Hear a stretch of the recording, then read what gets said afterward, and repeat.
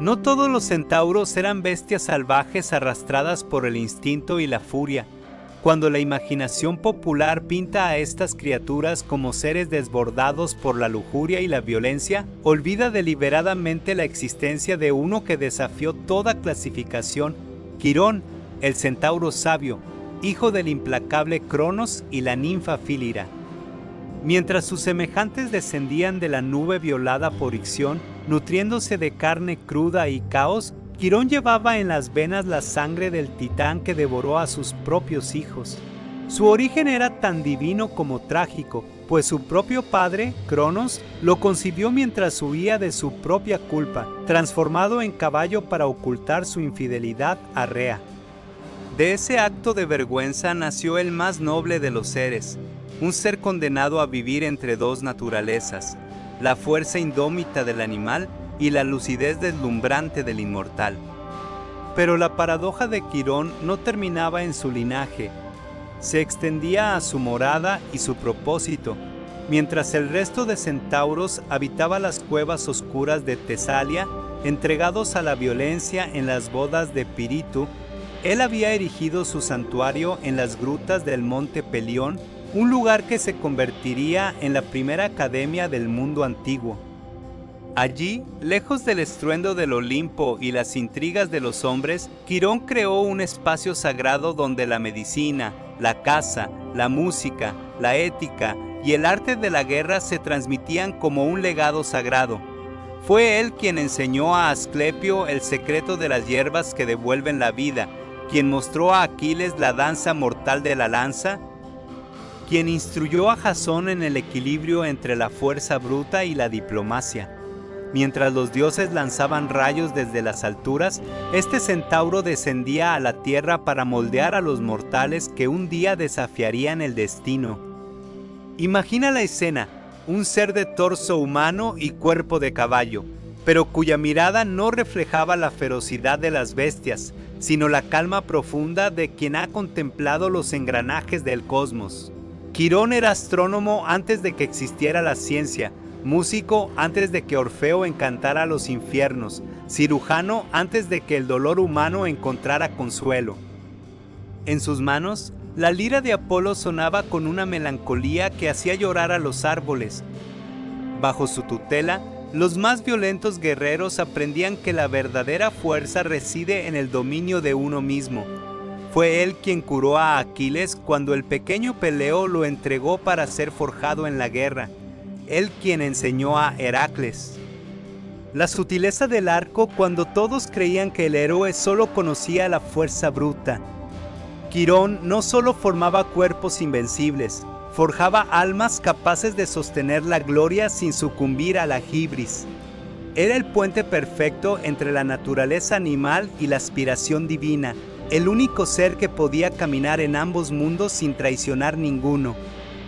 Y sin embargo, fue ese mismo equilibrio el que selló su condena. El destino, que siempre ríe en la cara de los sabios, decidió que Quirón sería víctima de su propia medicina, de su propia familia espiritual.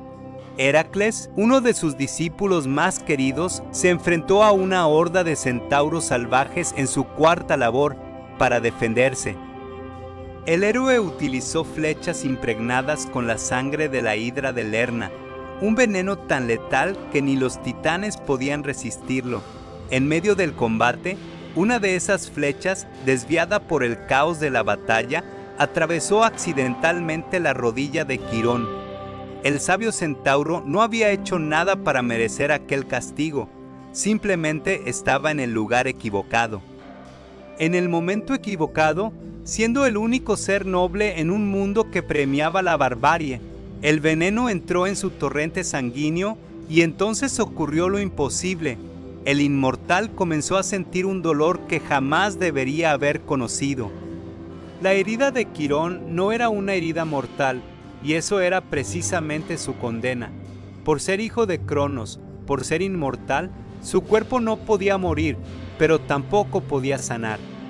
La sangre de la hidra, creada para destruir incluso a los dioses, se convirtió en un tormento perpetuo que consumía sus tejidos, envenenaba su sangre y le arrancaba gritos que resonaban en las cuevas del Pelión.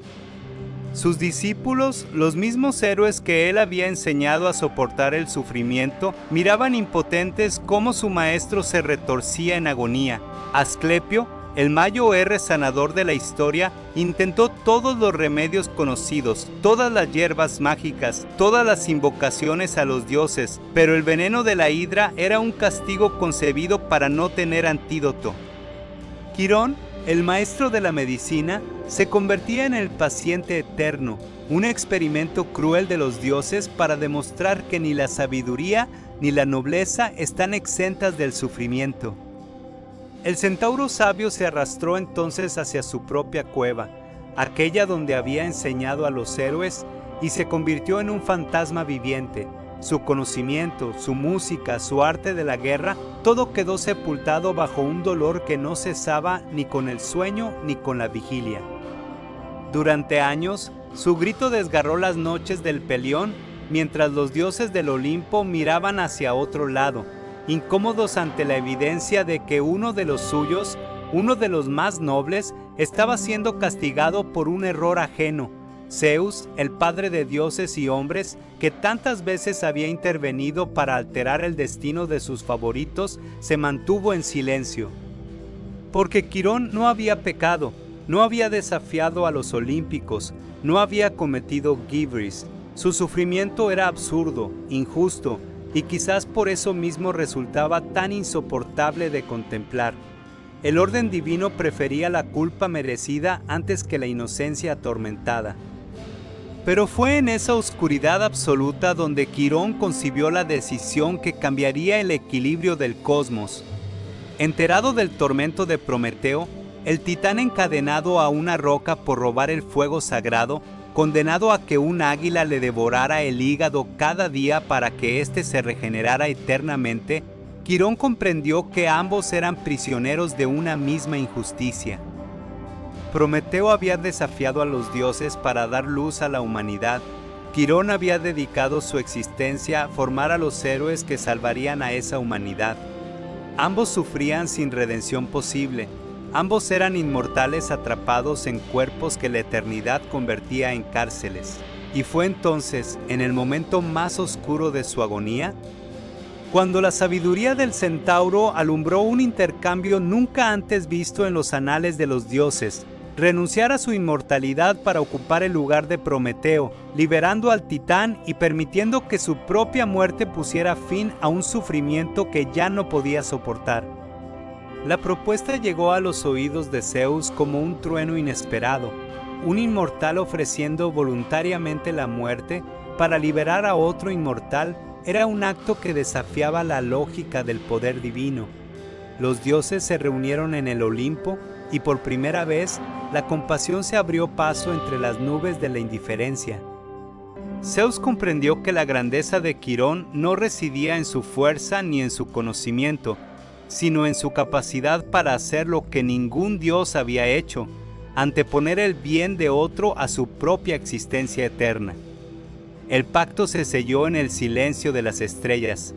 Quirón entregó su inmortalidad, la herencia de su padre Cronos, y con ella el veneno de la hidra pudo finalmente consumar lo que buscaba desde el principio: la muerte.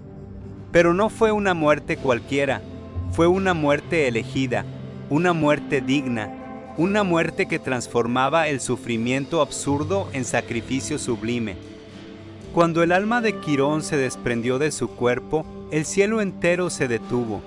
Los cascos de su forma equina resonaron por última vez en las piedras del Pelión, y el eco de su último suspiro se confundió con el viento que subía hacia las alturas. Zeus, en un gesto de admiración que pocas veces concedía, decidió que un ser de tal nobleza no podía desaparecer en el olvido del Hades. Tomó el cuerpo del centauro y lo lanzó entre las estrellas, fijando su figura para siempre en la bóveda celeste. Quirón se convirtió en la constelación de Sagitario, el arquero que apunta su flecha hacia el corazón de la Vía Láctea, un recordatorio eterno de que la sabiduría y el sacrificio tienen un lugar entre los dioses.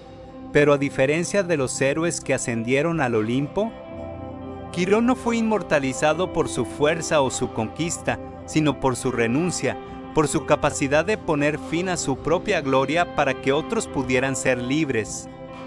La figura de Quirón se alza hoy como un espejo incómodo para la mitología heroica, mientras Aquiles es recordado por su furia, Jasón por su ambición, Heracles por sus hazañas.